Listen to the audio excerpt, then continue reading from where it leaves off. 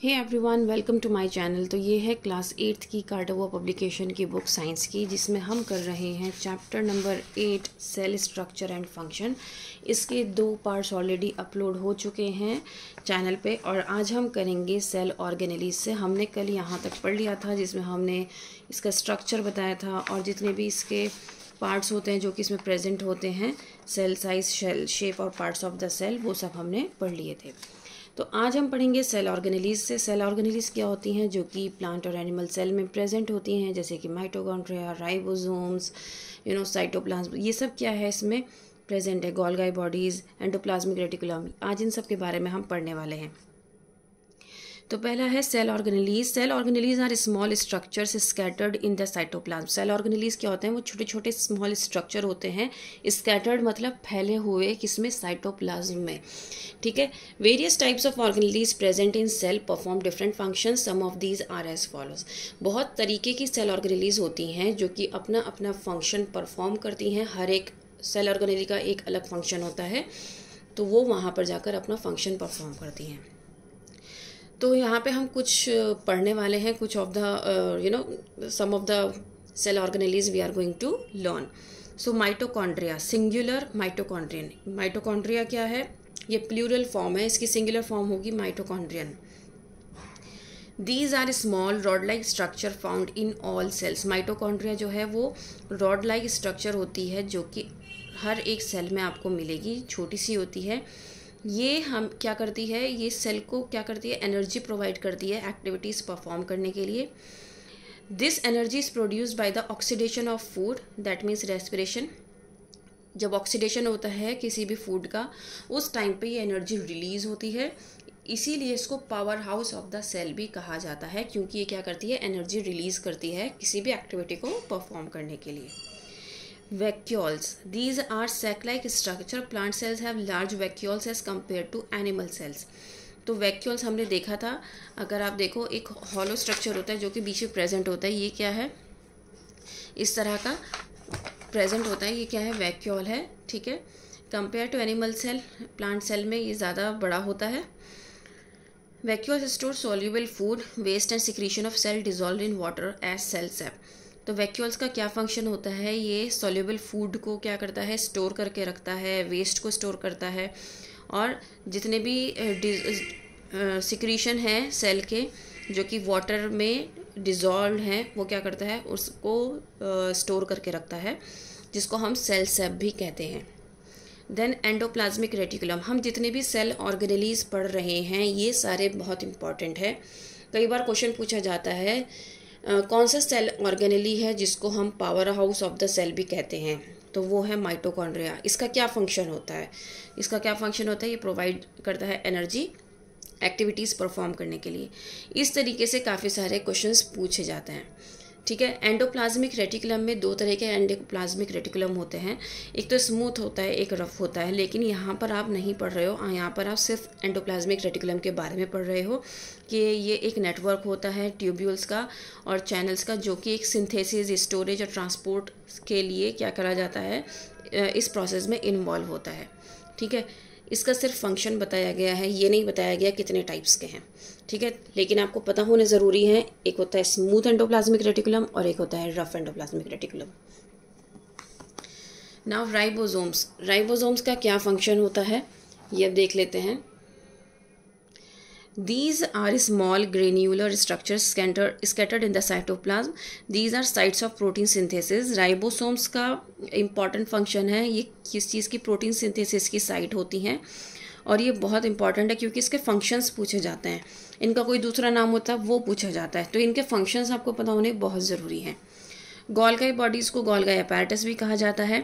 ये ट्यूब्यूल्स और वेसिकल से बने होते हैं जो कि रिस्पॉन्सिबल होते हैं केमिकल सब्सटेंस के सिक्रीशन में, जैसे कि एंजाइम्स, हार्मोन्स और प्रोटीन के सिक्रीशन में। कौन हेल्पफुल होता है? Golgi bodies. प्लास्टिड्स 3 तरीके के होते हैं, क्रोमोप्लास्ट, क्लोरोप्लास्ट और ल्यूकोप्लास्ट। अच्छा, वो तो इसमें ऑलरेडी गिवन है। So these are present only in plant cells. Plastids contain certain pigments that have a specific role to play in functioning of plant. तो plastids का क्या है? एक स्पेशल फंक्शन होता है फंक्शनिंग के लिए, क्योंकि इनके पास एक पिगमेंट होता है जो कि प्रेजेंट होता है इनके अंदर, जो कि एक परफॉर्म करता है स्पेसिफिक फंक्शन। तो क्लोरोप्लास्ट क्या होता है, ग्रीन प्लास्टिड होता है जिसके अंदर क्लोरोफिल प्रेजेंट होता है, ग्रीन पिगमेंट प्रेजेंट होता है, जो कि किस चीज़ में हेल्पफुल होता है, फोटोसिंथेसिस में। क्लोरो से याद रखना क्योंकि क्लोरोफिल क्लोरो से बना है। क्रोमो से आपको क्या याद रखना है, ये नॉन ग्रीन पिगमेंट होते हैं जो कि फ्लावर्स और फ्रूट्स को क्या करते हैं, कलर प्रोवाइड करते हैं। ल्यूको ये कलरलेस होते हैं, ल्यूको मीन्स कलरलेस, ठीक है। ये सिर्फ स्टोरेज में काम हेल्पफुल होते हैं, ये फूड को स्टोर करने में हेल्प करते हैं। सेंट्रोसोम, सेंट्रोसोम क्या होता है, ये न्यूक्लियस के पास लोकेटेड होता है। सेल डिवीज़न में ये आपको ये सेल को बहुत ज़्यादा हेल्प करता है और ये एनिमल सेल में ही होता है, प्लांट सेल में नहीं होता है सेंट्रोसोम, ठीक है। ये इम्पॉर्टेंट है। अब इसके एमसीक्यूज देख लेते हैं। The shape of the cell changes in, हमने कल की वीडियो में पढ़ा था कि शेप जो होती है सेल की किस में चेंज होती है, अमीबा में चेंज होती है। Which of the following is not a part of cytoplasm, तो इसमें से कौन सा साइटोप्लाज्म का पार्ट नहीं है, तो वो है cell membrane. Genes are present in, genes किस में प्रेजेंट होते हैं, न्यूक्लियोप्लाज्म में प्रेजेंट होते हैं, क्योंकि न्यूक्लियोप्लाज्म में क्रोमेटिन होता है जो कि डीएनए के जो जीन्स जो जेनेटिक मटेरियल है उसको कैरी करता है। Carrier of genetic characteristic from the parents to the offspring, उसको हम जीन्स बोलते हैं। Nucleolus is rich in, nucleolus में क्या होता है, आरएनए प्रेजेंट होता है, ribonucleic acid. Now comparison between plants and animal cell, ये कंपैरिजन जो है हम यहाँ पर देख लेते हैं। पैरामीटर्स मतलब किस बेस पे कंपैरिजन किया गया है, तो पैरामीटर्स गिवन है प्लांट्स और एनिमल सेल का। तो साइज जो है, plant cells are larger in size with distinct outlines, में डिस्टिंक्ट आउटलाइन मतलब उनमें आउटलाइंस प्रेजेंट होती है, ठीक है। एनिमल सेल्स स्मॉल होते हैं in comparison to plant cell. Cell wall जो है वो प्रेजेंट होती है प्लांट सेल में, एनिमल सेल में एब्सेंट होती है। प्लास्टिड जो है वो प्लांट सेल में प्रेजेंट होते हैं और एनिमल सेल में एब्सेंट होते हैं। वैक्यूल्स जो है वो इसमें बहुत बड़ा होता है, ठीक है, और प्रेजेंट होता है, और इसमें it fills most of the space of the cell. आपने देखा है कि जो वैक्यूल्स होते हैं ना, ये बहुत बड़ा स्पेस जो है वो लेके कवर करके रखते हैं। एनिमल सेल में वैक्यूल्स एब्सेंट होते हैं और अगर प्रेजेंट भी हैं तो बहुत छोटे होते हैं। Golgi apparatus, many dictyosomes are scattered in the cytoplasm, तो ये बहुत सारे प्रेजेंट होते हैं। यहाँ पर वेल डेवलप्ड गोल्गी एपैरेटस आपका प्रेजेंट मिलेगा जो कि न्यूक्लियस के पास होगा। सेंट्रोसोम हमने अभी पढ़ा था जो कि सिर्फ एनिमल सेल में ही प्रेजेंट होता है, जो कि सेल डिवीज़न में हेल्प करता है और वो प्लांट सेल में प्रेजेंट नहीं होता है, ठीक है। ना हम पढ़ लेते हैं prokaryotic and eukaryotic sales. On the basis of their nuclear organization, cells have been classified into two types. तो न्यूक्लियर ऑर्गेनाइजेशन के बेस पर दो तरह के सेल जो हैं वो क्लासीफाई किए गए हैं, prokaryotic cells and eukaryotic cells. So prokaryotic cells, pro means primitive, karyon means nuclear, मतलब प्रो पहला प्रिमिटिव न्यूक्लियस।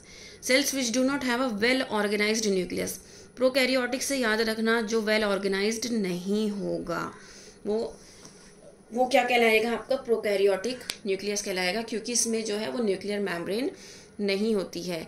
इसकी वजह से क्या होता है, ये वेल ऑर्गेनाइज्ड नहीं होता है, तो इसीलिए इनको क्या कहते हैं, प्रोकैरियोटिक सेल्स कहते हैं, ठीक है। और इस तरह के ऑर्गेनिज्म को जिनके पास इस तरह की सेल होती है उनको प्रोकैरियोट्स कहा जाता है, जैसे कि bacteria, BGA means blue green algae. ये बहुत इंपॉर्टेंट है, प्रोकैरियोटिक सेल्स और यूकैरियोटिक सेल्स आपको पता होना चाहिए। कि ये क्वेश्चन ज़रूर पूछा जाता है कि if a cell do not have a well organised nucleus और absence of nuclear membrane, what type of cell it is, so you need to tell that it is a prokaryotic cell, and you should know the example of prokaryotic as well as eukaryotic cells. That is, prokaryotic का क्या है, bacteria and BGA, and eukaryotic मतलब true nucleus, true means जो कि well organised nucleus होता है, nuclear membrane भी होती है, तो इसको क्या कहते हैं, हम यूकैरियोटिक सेल्स कहते हैं, ठीक है।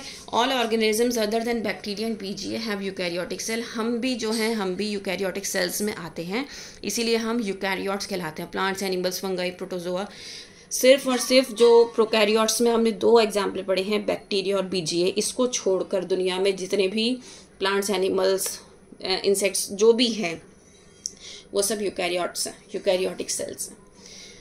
Cell division and growth. When a cell is formed, it is small, but gradually it grows in size.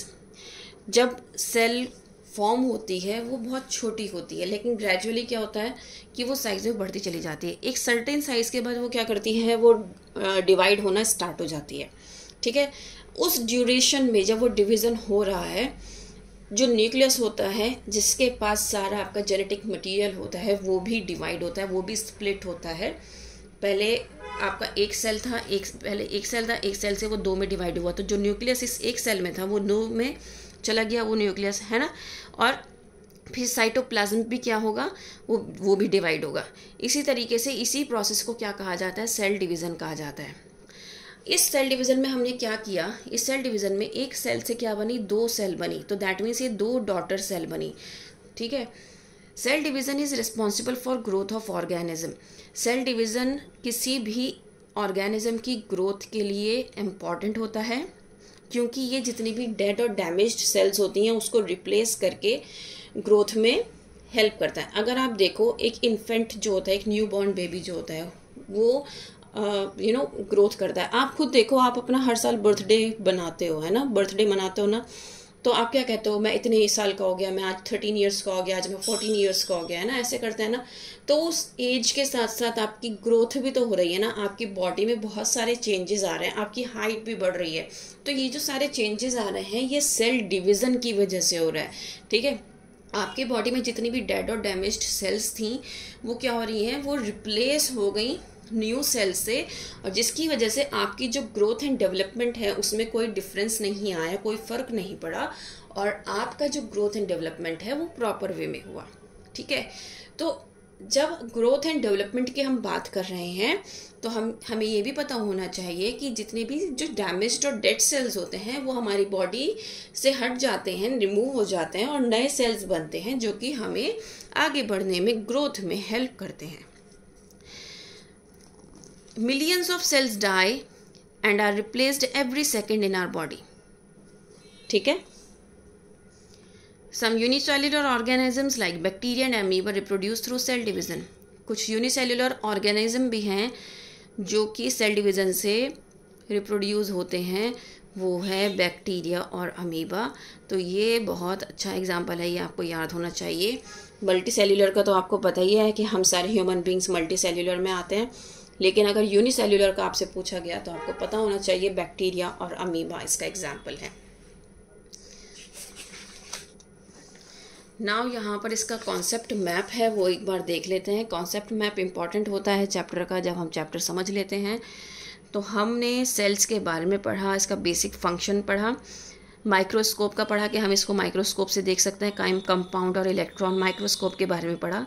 Then कितने तरीके के होते हैं, यूनिसेल्युलर और मल्टी सेल्युलर, हमने ये पढ़ा। देन हमने शेप्स के बारे में पढ़ा, spherical, over, spindle shaped, elongated, branched, और इसके हमने पार्ट्स भी पढ़े, जिसमें हमने पढ़ा मेम्ब्रेन भी होती है, मेम्ब्रेन भी 2 तरह की होती है, सेल मेम्ब्रेन और सेल वॉल। देन साइटोप्लाज्म के बारे में पढ़ा, जिसमें हमने ये भी पढ़ा कि उसमें बहुत सारे सेल ऑर्गेनेलीज प्रेजेंट होते हैं, जो कि ये सारे प्रेजेंट हैं, mitochondria, vacuoles, endoplasmic reticulum, ribosomes, ये हमने सारे पढ़े हैं ना। देन फिर हमने न्यूक्लियस के बारे में पढ़ा, जिसमें फर्दर बहुत सारे पार्ट्स होते हैं, जैसे कि nuclear membrane, nucleoplasm, nucleolus, chromosomes, है ना। और हमने क्रोमोसोम्स में पढ़ा कि जीन्स भी होती हैं जो कि रिस्पॉन्सिबल होते हैं किसी भी जेनेटिक मटेरियल को, जेनेटिक कैरेक्टरिस्टिक को पास ऑन करने में। फिर हमने ये भी पढ़ा कि सेल्स के कितने टाइप्स होते हैं on the basis of nuclear organisation, eukaryotes और प्रोकैरियोट्स के बारे में पढ़ा। और स्टार्टिंग में हमने ये भी पढ़ा था कि सेल से टिश्यू बनता है, टिश्यू से ऑर्गन, ऑर्गन से ऑर्गन सिस्टम, और ऑर्गन सिस्टम से ऑर्गेनिज्म। तो इस तरीके से ये पूरा चैप्टर आपका कवर हो जाता है। बहुत अच्छा इसका कॉन्सेप्ट मैप बना हुआ है। अगर आप इस तरीके से अपना भी कॉन्सेप्ट मैप बनाएं तो बहुत अच्छा रहेगा। हर एक टॉपिक का एक कॉन्सेप्ट मैप बना लीजिए, जैसे कि इसमें ऑब्जर्व कैसे किया, देन उसके बाद नंबर का, देन शेप्स का, देन पार्ट्स का, तो आपके लिए एग्ज़ाम के लिए बहुत ज़्यादा हेल्पफुल हो जाएगा। उम्मीद करती हूँ कि ये चैप्टर आपको अच्छे से समझ में आया होगा। Please like, share and subscribe. That's all. Thank you.